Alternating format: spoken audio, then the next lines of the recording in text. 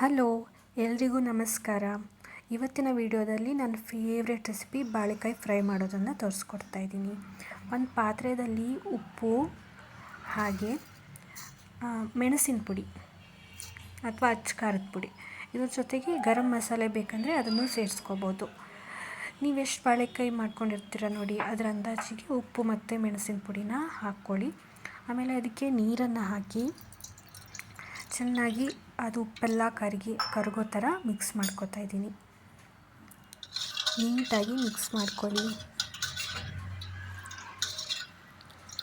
ಈ ಥರ ಇದಾದಮೇಲೆ ನಾನು ಬಾಳೆಕಾಯಿನ ಉದ್ದುದ್ದಾಗಿ ಹೆಚ್ಕೊತೀನಿ. ಬಾಳೆಕಾಯಿ ಕಪ್ಪಾಗಬಾರ್ದು ಅಂದರೆ ಅದನ್ನು ನೀರಲ್ಲಿ ಹಾಕಿಡಿ.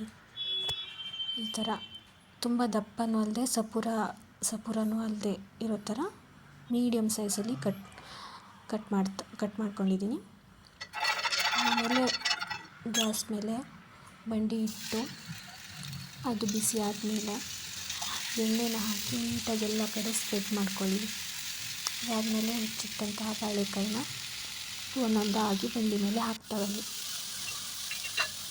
ಚೆನ್ನಾಗಿ ನೀರನ್ನು ಬಸಿದ್ಬಿಟ್ಟು ಬಾಳೆಕಾಯಿನ ಹಾಕಿ ನೀರಲ್ಲಿ ನೆನೆಸಿರ್ತೀವಲ್ಲ, ಸೊ ಅದಾದಮೇಲೆ ಉಪ್ಪು ಮತ್ತು ಮೆಣಸಿನ ಹುಡಿ ಮಿಶ್ರಣ ಇತ್ತಲ್ಲ ಅದನ್ನು ಹಾಕಿ ಅಂದಾಜು ಒಂದು ಬಾಳೆಕಾಯಿ ಮೇಲೆ 1 ಸ್ಪೂನ್ ಬರೋಷ್ಟು ಮಾತ್ರ ಹಾಕಿ.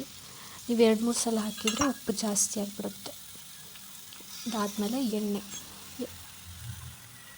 ಎಲ್ಲ ಪೀಸ್ ಮೇಲೂ ಎಣ್ಣೆ ಬರೋ ಥರ ನೀಟಾಗಿ ಎಣ್ಣೆನ ಹಾಕಿ, ಎಣ್ಣೆ ಜಾಸ್ತಿ ಆದಂಗೆ ಕ್ರಿಸ್ಪಿನೆಸ್ ಜಾಸ್ತಿ. ಆಮೇಲೆ ಒಂದು 5 ನಿಮಿಷ ಬಿಡಿ. ಅರ್ಜೆಂಟಲ್ಲಿ ಮಗ್ಚಾಕ್ಬಿಡಿ. ಒಂದು 5 ನಿಮಿಷ ಆದಮೇಲೆ ಅದು ಕೆಂಪಾಯಿತು ಅನಿಸಿದ ಮೇಲೇ ಮಗ್ಚಾಕಿ, ಆವಾಗ ಕ್ರಿಸ್ಪಿನೆಸ್ ಜಾಸ್ತಿ. ಸೊ ಈ ಥರ ಎಲ್ಲದನ್ನು ಮಗ್ಚಾಕ್ಕೊತಾ ಇದ್ದೀನಿ. ನಿಮ್ಮ ಮನೇಲಿ ಬಾಳೆಕಾಯಿ ಒಂದಿತ್ತು ಅಂದರೆ ಒಂದು 5-10 ನಿಮಿಷದಲ್ಲಿ ಮಾಡ್ಕೋಬೇಕು. ದಿಢೀರಂತ ತುಂಬಾ ಟೇಸ್ಟಿಯಾಗಿರುತ್ತೆ.